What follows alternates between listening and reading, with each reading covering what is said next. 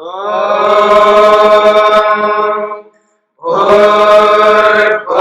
स्वः तत्सवितुर्वरेण्यं भर्गो देवस्य धीमहि धियो यो नः प्रचोदयात्।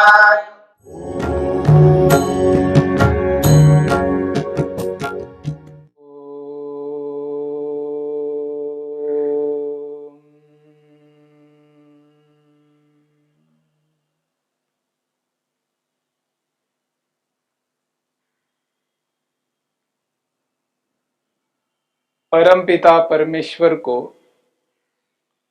गुरु कहा है। स एष पूर्वेषामपि गुरुः कालेन अनवच्छेदात्। महर्षि पतंजलि ने योग दर्शन के पहले पाद के इस 26वें सूत्र में परमेश्वर को गुरु के रूप में प्रस्तुत किया है। स एष पूर्वेषामपि गुरुः कालेन अनवच्छेदात्। महर्षि पतंजलि कहते हैं परमेश्वर गुरु है पूर्वेषामपि, जो आज वर्तमान में नहीं है, जो आज वर्तमान में नहीं है, जो गुरु हुए, जो गुरु हुए हैं उन गुरुओं को भी कहा जा रहा है पूर्वेषामपि गुरु। जो पहले गुरु हुए हैं उनके भी गुरु है, और आज वर्तमान में जो गुरु है उनके भी गुरु। वर्तमान में जो है उनके भी गुरु, जो पहले हुए हैं उनके भी गुरु, और जो भविष्य में होंगे उनके भी गुरु। स एषः, वह ये जो परमेश्वर है। कैसा परमेश्वर? जो क्लेशों से, कर्मों से, कर्मों के फलों से, वासनाओं से सर्वथा भिन्न है। कैसा ईश्वर? जो सर्वज्ञ हैं, इस सृष्टि को बनाने वाले हैं, इस सृष्टि का पालन पोषण करने वाले हैं, और प्रलय आने पर अवसर जब ये आ जाता है कि मनुष्य इस संसार से सुख लेने में असमर्थ हो गया, अथवा संसार सुख देने में असमर्थ हो गया, दोनों स्थितियां हैं। मनुष्य के पास जो साधन है वो भी असमर्थ होते हैं संसार के सुख लेने में, और संसार में भी वो सुख देने में सामर्थ्य नहीं होता है। उस स्थिति में इस संपूर्ण ब्रह्मांड को प्रलय में अपने कारण में पहुंचाने वाले भी ईश्वर हैं। प्रलयकर्ता भी ईश्वर है और सृष्टिकर्ता भी ईश्वर है। कर्ता, धर्ता और हर्ता, तीन शब्द हैं। एक है कर्ता, जो इस सृष्टि को उत्पन्न करने वाले हैं। एक है धर्ता, इस सृष्टि का पालन पोषण करने वाले हैं। और हर्ता, जब अवसर आता है, संसार सुख देने में असमर्थ हो जाता है, तब इस सृष्टि को प्रलय के रूप में, कारण के रूप में परिवर्तित करने वाले भी ईश्वर हैं। कोई ये ना समझे कि सृष्टि को बनाने वाले इसको बिगाड़ते क्यों हैं। जब संसार सुख देने में असमर्थ हो जाता है, क्यों भगवान ऐसा करते हैं? भगवान ऐसा क्यों करते हैं? ये लगातार सुख देता ही रहे, ऐसा क्यों नहीं करते? ऐसा इसलिए नहीं कर सकते क्योंकि ये संसार अलग है, अलग पदार्थ है। स्वतंत्र सत्ता जिसकी है, जिसकी सत्ता स्वतंत्र है, संसार जिन कारणों से बना है वो स्वतंत्र सत्तात्मक पदार्थ हैं। और उनमें जितना सामर्थ्य है उतना ही हमको दे पाएगा। जड़ पदार्थों में सदा के लिए सुख देने का सामर्थ्य नहीं है, इसलिए वो जितना सुख हमको दे पाते हैं उतना सुख दे चुके होते हैं। अब उनमें वो सामर्थ्य समाप्त हो गया होता है, तब परमपिता परमेश्वर इस सृष्टि को प्रलय के रूप में परिवर्तित करता है, ताकि भविष्य में फिर सृष्टि बना करके हमें पुनः सुख दे सके। जैसे किसान फसल लेकर के दोबारा तुरंत नहीं बोता है, इस बात को सभी जानते हैं। जब एक किसान फसल ले लेता है, उसके बाद में फसल को काटने के बाद तुरंत नहीं बोता है, कुछ समय के लिए उस जमीन को वैसे ही खाली रखता है। जो उर्वरक शक्ति फसल के माध्यम से वहां पर उस जमीन से आ गया है बाहर, उर्वरक जो शक्ति जिसको हमने अनाज के रूप में ले लिया है, जिस शक्ति को हमने ग्रहण किया है अनाज आदि के रूप में, वह शक्ति पुनः उस जमीन में उत्पन्न हो जाए, फिर वो जमीन उर्वरक बन जाए, फसल देने को सक्षम हो जाए, तब तक किसान उस धरती को वैसा ही पड़ा रखता है। इस बात को सभी जानते हैं। जब वो जमीन तैयार हो जाती है, वो भूमि फसल देने में समर्थ हो जाती है, तब दोबारा बोता है। जैसे किसान फसल को लेने के लिए जिस रूप में प्रक्रिया को अपनाता है, उसी रूप में परमपिता परमेश्वर इस सृष्टि को बनाने में और बिगाड़ने में अपनाता है। जब यह संसार यानी जड़ पदार्थ संपूर्ण सृष्टि जब हमको सुख दे दे करके उसमें वो जो शक्ति है, सामर्थ्य है सुख देने का, वो सामर्थ्य समाप्त हो गया है, तब इस सृष्टि को बिगाड़ता है। उसके बाद कुछ समय पड़ा रखता है। सृष्टि का जो काल है 4 अरब 32 करोड़ वर्ष है। वेद के अनुसार, ऋषियों के अनुसार, ये जो सृष्टि चल रही है, जिस संसार में आज हम विद्यमान हैं, इसका जो काल है 4 अरब 32 करोड़ वर्ष तक ये सृष्टि लगातार बनी रहेगी। हम अभी आधी सृष्टि का भी उपभोग नहीं कर पाए। अभी तो लंबी सृष्टि है, अभी तो 2 अरब वर्ष भी पूर्ण नहीं हुए हैं। 1 अरब 96 करोड़ 8,53,100 आज 15वां वर्ष चल रहा है, 16वां वर्ष में प्रवेश हो रहा है।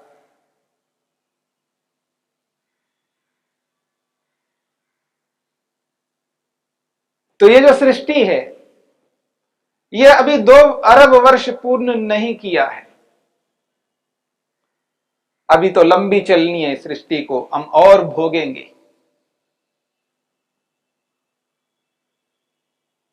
तो सृष्टि जब ये संसार सुख देने में असमर्थ हो जाता है, तब इस सृष्टि को प्रलय के रूप में, कारण के रूप में परिवर्तित करने वाले परमपिता परमेश्वर को हर्ता कहते हैं। यानी प्रलय करता है। जहां सृष्टि करता है वहां सृष्टि का पालन करता भी है और वहां सृष्टि का विनाश करता भी है। जो सर्वज्ञ हैं, जो मनुष्यों से सर्वथा भिन्न हैं, और पिछले सूत्रों में यह स्पष्ट किया गया था, तत्र निरतिशयम सर्वज्ञ बीजम, इस सूत्र में स्पष्ट किया था कि परमपिता परमेश्वर ने जब इस सृष्टि को उत्पन्न किया तो हमें ज्ञान दिया है, वेद के माध्यम से हमें जानकारी दी है, प्रत्येक पदार्थ के विषय में ज्ञान दिया है, इस सृष्टि का कैसे उपयोग में लिया जाए, इस सृष्टि से किस प्रकार से सुख लिया जाए। और इसके साथ साथ परमपिता परमेश्वर ने धर्म का भी उपदेश किया है। यानी धर्म न्याय, उचित अनुचित क्या है इसका भी उपदेश किया है। और जिस परमपिता परमेश्वर ने हमें वेद ज्ञान दिया हो और न्याय अन्याय का बोध कराया हो, ऐसे उस ईश्वर को हम न भूले, उस ईश्वर को गुरु स्वीकार करें। इसलिए महर्षि पतंजलि ने यहां पर स्पष्ट किया है, स एषः पूर्वेषामपि गुरुः कालेन अनवच्छेदात्। वह ये जो ईश्वर है वो गुरु है हमारे लिए, और पूर्वेषामपि जो पहले जो हुए हैं मनुष्य उनके भी गुरु हैं, आज जो विद्यमान हैं उनके भी गुरु हैं, और जो भविष्य में होने वाले हैं उनके भी गुरु है। परमपिता परमेश्वर गुरुओं का भी गुरु है, उसे गुरु मानना। वास्तव में यदि हमारे गुरु हैं वो परमपिता परमेश्वर है। जो आज हमारे पास में जो ज्ञान विज्ञान है, जो जानकारी है, मूलतः वह परमपिता परमेश्वर का है। परंपरा से जो आज हम तक ज्ञान प्राप्त हुआ है उसका मूल स्रोत परमेश्वर है, ईश्वर है। जो ज्ञान है, जो वेद ज्ञान है, जो भी आज हमारे पास ज्ञान, यथार्थ ज्ञान है, इसका एकमात्र कार्य है कि दुख को हटाना और सुख को प्राप्त कराना। जानकारी जो होती है वह जानकारी दुख को दूर करने के लिए होती है और सुख को प्राप्त करने के लिए होती है। ज्ञान इसीलिए प्राप्त किया जाता है, और जहां जहां व्यक्ति जानकार है वहां वहां व्यक्ति दुख से बचता रहता है, और जहां जहां व्यक्ति जानकार नहीं है वहां वहां व्यक्ति दुख उठाता रहता है। इस बात को सभी स्वीकार करते हैं। जब किसी विषय में व्यक्ति को जानकारी नहीं होती है, बोध नहीं होता है, ज्ञान नहीं होता है, उस विषय से संबंधित व्यक्ति दुखी होता रहता है। इसलिए इस बात को समझने का प्रयत्न करना। ज्ञान हमेशा मनुष्य के दुख को दूर करने वाला होता है, और अज्ञान हमेशा मनुष्य को दुख देने वाला होता है। अज्ञान यानी मूर्खता, अविद्या, उल्टा ज्ञान, विपरीत जानकारी, इसे अविद्या कहते हैं, अज्ञान कहते हैं। और ये अविद्या, ये अज्ञान सदा मनुष्य को दुख देने वाली होती है। अविद्या दुख देने वाली, और विद्या ज्ञान, विद्या सदा मनुष्य को सुख देने वाली होती है। इस बात को समझ करके हमें चलना है। जो आज हमारे पास जो विद्या है वो परमपिता परमेश्वर द्वारा प्रदत्त है, वेदों के माध्यम से हम तक पहुंचा हुआ है। सृष्टि के आरंभ से लेकर आज तक जो कुछ भी हुआ है, जो भी यथार्थ जानकारी आज हमारे पास है, जो विभिन्न शास्त्रों के माध्यम से आज हमारे पास में ज्ञान विज्ञान उपलब्ध है, उन सब का आदि मूल वेद है, आदि स्रोत ईश्वर है। ईश्वर ही अंततो गत्वा हमारा इष्ट देव है, और ईश्वर ही हमें धर्म उपदेश करने वाले हैं। ईश्वर ही उचित अनुचित का ज्ञान कराने वाले हैं, और पदार्थ विद्या का बोध कराने वाले भी ईश्वर है। इस कारण से ईश्वर को हमें गुरु स्वीकार करना है। सबसे बड़े गुरु परमपिता परमेश्वर है। इसलिए महर्षि पतंजलि कहते हैं, ईश्वर को गुरु स्वीकार करो। स एष पूर्वेशामपि गुरु कालेन अनवच्छेदात्। बहुत विशेष बात कह रहे हैं, कालेन अनवच्छेदात्। काल यानी समय ईश्वर को नष्ट नहीं कर सकता। काल समय मुझे नष्ट कर सकता है, मनुष्य को नष्ट कर सकता है, मनुष्य को मिटा सकता है, मनुष्य को मृत्यु के मुंह में पहुंचा सकता है, पर ईश्वर को नहीं कर सकता। कालेन अनवच्छेदात्, काल ईश्वर का अतिक्रमण कभी नहीं कर सकता। काल ईश्वर को कभी समाप्त नहीं कर सकता। सदा से ईश्वर गुरु हैं, पहले भी थे, आज भी हैं, भविष्य में भी रहेंगे। ईश्वर को ही सबसे बड़े गुरु के रूप में स्वीकार करना हम सब मनुष्यों का परम कर्तव्य है। हां, मनुष्य भी गुरु होता है क्योंकि मनुष्य सिखाता है हमें, पर ईश्वर से बड़ा नहीं हो सकता। इस बात को समझने का प्रयत्न करना। ईश्वर से बड़ा कोई भी मनुष्य नहीं हो सकता। गुरु तो ईश्वर ही है और सबसे बड़े गुरु ईश्वर है, सबसे बड़े मनुष्य नहीं हो सकता।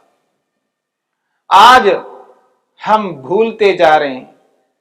हम मनुष्य को गुरु मान लिया है और मनुष्य को ही सबसे बड़ा गुरु स्वीकार कर लिया और ईश्वर को भुला दिया है। मनुष्य को गुरु मानना उचित है, मनुष्य को गुरु मानना भी है, परंतु ईश्वर से बड़े नहीं, सृष्टिकर्ता से बड़े नहीं, पालनकर्ता से बड़े नहीं।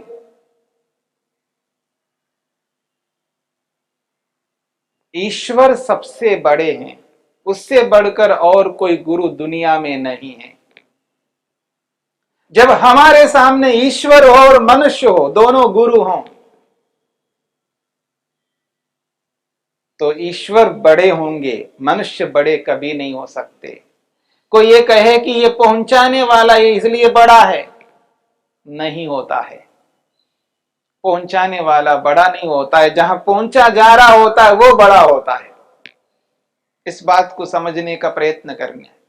हां, बिना गुरु के हम नहीं पहुंच सकते हैं, ये यथार्थ है, क्योंकि गुरु का अर्थ ही विद्या देने वाला है। गुरु उसे कहते हैं जो विद्या देने वाला होता है, ज्ञान विज्ञान देने वाला होता है, जो सत्य असत्य का यथार्थ बोध कराने वाला होता है, उचित अनुचित का बोध कराने वाला होता है, पाप और पुण्य का बोध कराने वाला होता है। केवल बोध ही नहीं कराएगा, उचित पर चलाने वाला होता है, न्याय पर चलाने वाला होता है, सत्य पर चलाने वाला होता है। वह गुरु है।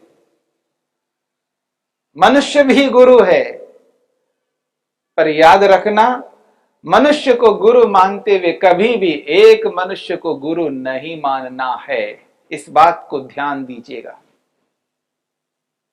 और एक गुरु केवल परमपिता परमेश्वर ही है। एक की जहां एक को स्वीकार करना है, वह केवल परमपिता परमेश्वर को स्वीकार करना है।